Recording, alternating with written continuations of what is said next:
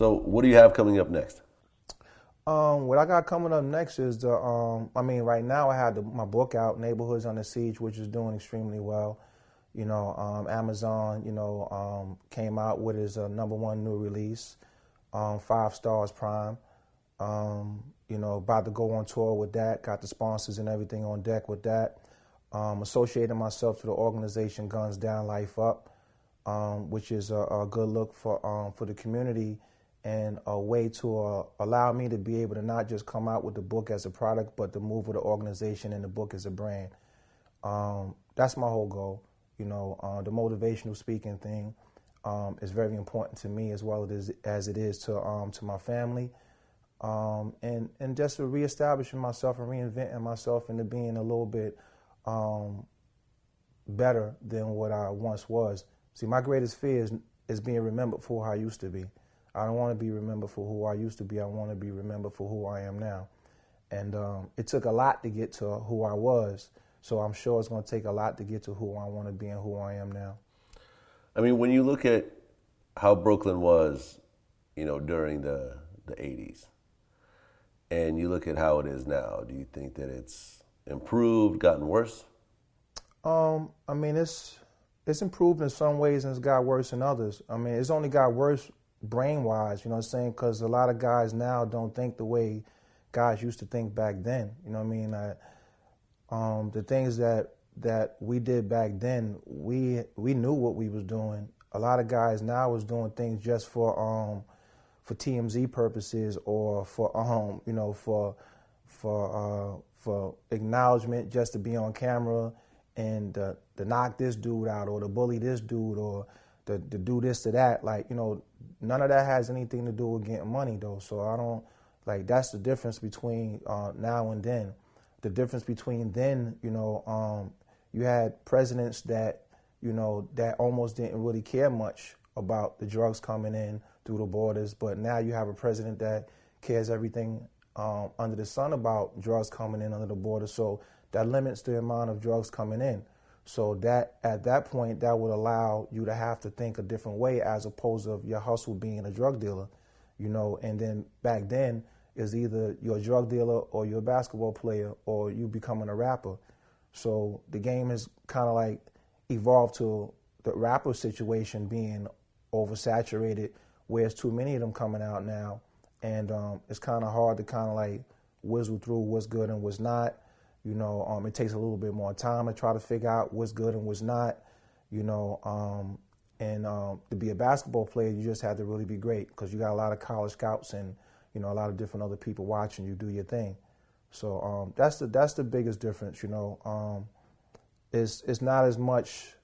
The money's a little bit more controlled now than it is back then. And I say this as I often say it. We hit the game so hard back then where we done took most of the money out of the drug game anyway. So doing that is really pretty much more or less really a waste of time. But it's really up to you to decide on what you want to do. But the reason why I put my book out is to kind of give a guide, of one's visual. My memoirs, give you a book of life, something to kind of if nobody ever told you before, or if nobody never even explained to you before, or if a lot of things went over your head, this book right here can pretty much, explain to you a lot of things and give you some clarity on how you should move in the game. I'm looking at the description of your book right now, and it was saying that this was an era where someone's life was worth less than a bag of rice. Mm-hmm. Well, at that time, that was the mind frame. Your mind frame is no one's life is more important than your own, and that's when I say a bag of rice, I mean food on your plate. I'm willing to sacrifice, unfortunately, a life for a meal. And whatever that meal may be, it may be an exotic meal, it may be a bag of rice, it may be, just that.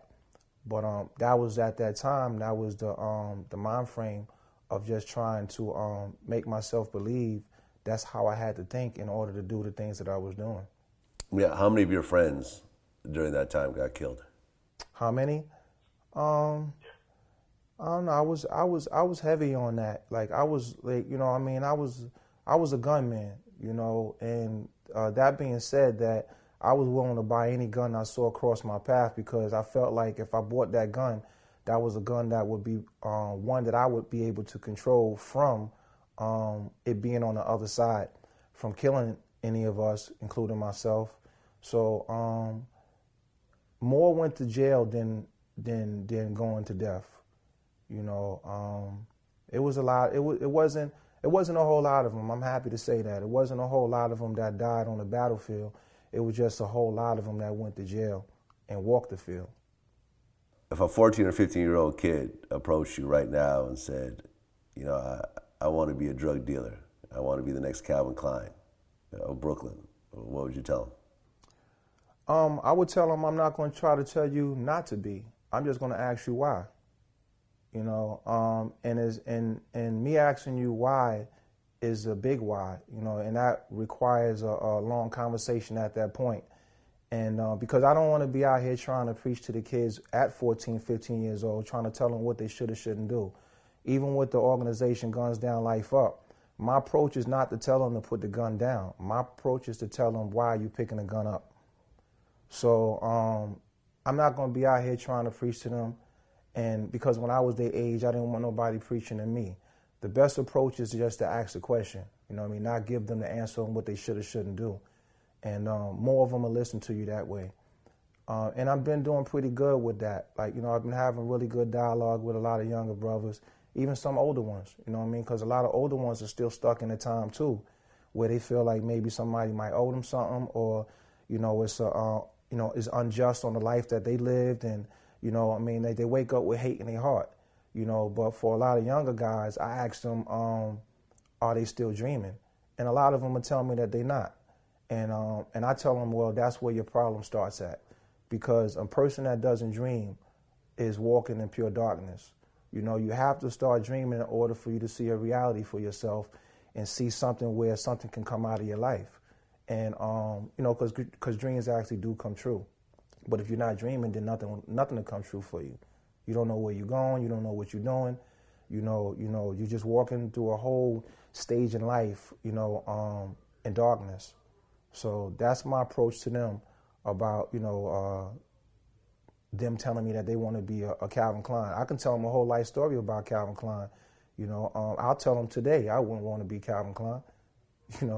I want to be Calvin before I be Calvin Klein. Calvin Klein never gave Calvin a chance. So why would I want to be Calvin Klein?